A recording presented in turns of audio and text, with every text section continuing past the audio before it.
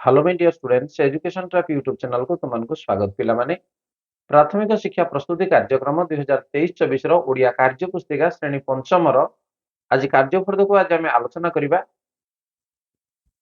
এই ভিডিওରେ ଆମେ ଆଲୋଚନା କରିବା ପିଲାମାନେ କାର୍ଯ୍ୟଫର୍ଦ 20। ତାହେଲେ ଦେଖିନିଅ କାର୍ଯ୍ୟଫର୍ଦ 20 ତମମାନଙ୍କ ପାଇଁ କଣ ରହିଛି ଦେଖିପାରୁଛ। ଇଏ ହେଉଛି କାର୍ଯ୍ୟଫର୍ଦ 20 ଶିକ୍ଷଣ ଫଳାଫଳ 509 ଅର୍ଥାତ ପଞ୍ଚମ ଶ୍ରେଣୀ 9 ନମ୍ବର ଶିକ୍ଷଣ ଫଳାଫଳ କଣ ରହିଛି ଭାଷାର ଗୁଣାତ୍ମକତା ପ୍ରତି ଦୃଷ୍ଟି ଦେଇ ନିଜ ଭାଷା ଗଢିବ ଓ ସେଗୁଡ଼ିକୁ ନିଜ ଲିଖନରେ ବ୍ରେଲରେ ସାମିଲ କରିବ। ଏବଂ 510 ପଞ୍ଚମ ଶ୍ରେଣୀର ଦଶମ ଶିକ୍ଷଣ ଫଳାଫଳ ରହିଛି ଯେ ଭାଷାର ବ୍ୟାକରଣକୁ ଯେପରି କାରକ କ୍ରିୟା କର୍ତ୍ତା ଆଦି ଚିହ୍ନିବ ଓ ସେଥିପ୍ରତି ସଚେତନ ହୋଇ ଲେଖିବ। ତାହେଲେ ଶିକ୍ଷଣ କାର୍ଯ୍ୟ ତମମାନଙ୍କ ପାଇଁ କଣ ଅଛି ଦେଖ। ଆସ ସୂଚନା ଅନୁସାରେ କାର୍ଯ୍ୟ କରିବା। ଖେଳକୁଦ ପରି ଆଉ ଦୁଇଟି ଯୁଗ୍ମ ଶବ୍ଦ ଲେଖିବା। ତାହେଲେ ଖେଳକୁଦ ପରି ଆମେ ଲେଖିବା ନାଚ ଗୀତ। ନାଚ ଗୀତ। ହସ ଖୁସି। ତେଣୁ ଇଏ ହେଉଛି ଦୁଇଟା ଯୁଗ୍ମ ଶବ୍ଦ। ଶିକ୍ଷଣ କାର୍ଯ୍ୟ 2 ଦେଖ ତଳ ଲିଖିତ ଶବ୍ଦ ଗୁଡ଼ିକୁ ନେଇ ବାକ୍ୟ କହିବା। ପରିଶ୍ରମୀ। ପରିଶ୍ରମୀ ଲାଗି ଗୋଟେ ବାକ୍ୟ କହିଲ ଯେ ପରିଶ୍ରମୀ ଲୋକ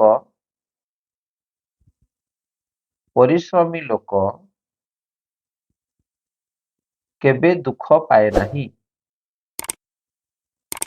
କେବେ ଦୁଃଖ ପାଏ ନାହିଁ ଏ ଗୋଟେ ବାକ୍ୟ ହେଇପାରିବ। ଯାନବାହନ ଦୂର ସ୍ଥାନକୁ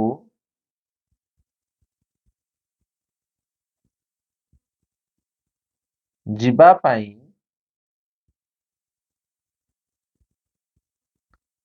ଯାନବାହନ ଦରକାର। এইভাবে যেকୌଣସି ତମେ ଦୁଇଟି ବାକ୍ୟ ନୁହେଁ ଯେକୌଣସି ଦୁଇଟା ବାକ୍ୟ ତମେ ଲେଖି ପାରିବ। ଦେଖ ଶିକ୍ଷଣ କାର୍ଯ୍ୟ 3 ଅଛି।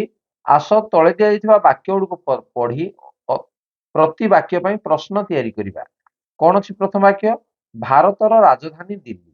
ତାହେଲେ ପ୍ରଶ୍ନ କଣ ହେଇପାରିବ ଯେ ଭାରତର ରାଜଧାନୀର ନାମ କଣ। ଭାରତର ରାଜଧାନୀ ର ନାମ କଣ।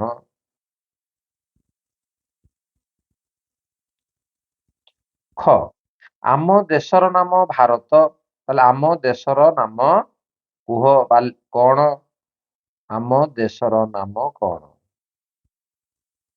ଆମ ଦେଶର ନାମ କଣ। ତେଣୁ କଣ ଲଗେଇ ଆମେ କଣ କଲେ ବାକ୍ୟ ତିଆରି କରିଦେଲେ ଏବଂ ଆମ ଦେଶର ନାମ କଣ କହିଲେ ତା ଉତ୍ତର ଆସିବ ଆମ ଦେଶର ନାମ ଭାରତ।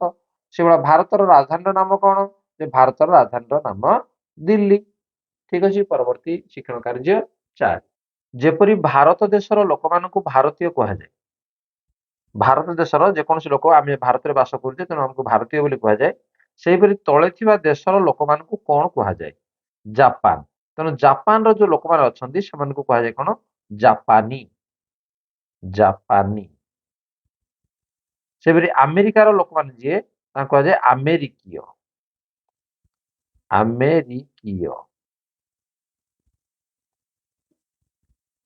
ଇଟାଲୀର ଲୋକମାନଙ୍କୁ କୁହାଯାଏ ଇଟାଲୀୟ। ଇଟାଲୀୟ ବୋଲି କୁହାଯାଏ। ଠିକ ଅଛି। ପରବର୍ତ୍ତୀ ପ୍ରଶ୍ନ ଶିକ୍ଷଣ କାର୍ଯ୍ୟ 5 କ୍ରିୟାପଦ ତଳେ ଗାର ଦେବା ଓ କୋଠରେ ଲେଖିବା। ପକ୍ଷୀମାନେ ଗଛ ଡାଳରେ ବସିଛନ୍ତି। ତାହେଲେ କୋଉଟା କ୍ରିୟାପଦ ଏଠାରେ ବସିଛନ୍ତି ଇଏ ହଉଛି କାର୍ଯ୍ୟ ତେଣୁ ଇଏ ହେଲା କ୍ରିୟାପଦ।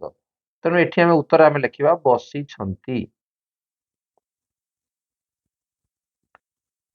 ପିଲାମାନେ ପଡିଆରେ ଖେଳୁଛନ୍ତି। ଖେଳୁଛନ୍ତି ଇଏ ହଉଛି କ୍ରିୟାପଦ ତେଣୁ ଉତ୍ତର ଆମେ ଲେଖିବା ଏଠି ଖେଳୁଛନ୍ତି। ଆଈମା ନାତି ନାତୁଣୀଙ୍କୁ ଗପ କହୁଛନ୍ତି। କହୁଛନ୍ତି ଇଏ ହଉଛି କ୍ରିୟାପଦ। ତାହେଲେ ପିଲାମାନେ ଇଏ ଥିଲା ତମମାନଙ୍କ ପାଇଁ କାର୍ଯ୍ୟଫର୍ଦ 20। ତେଣୁ ୟାର ଉତ୍ତରକୁ ତମେ ସଠିକ ଭାବରେ ଜାଣିପାରିଲ।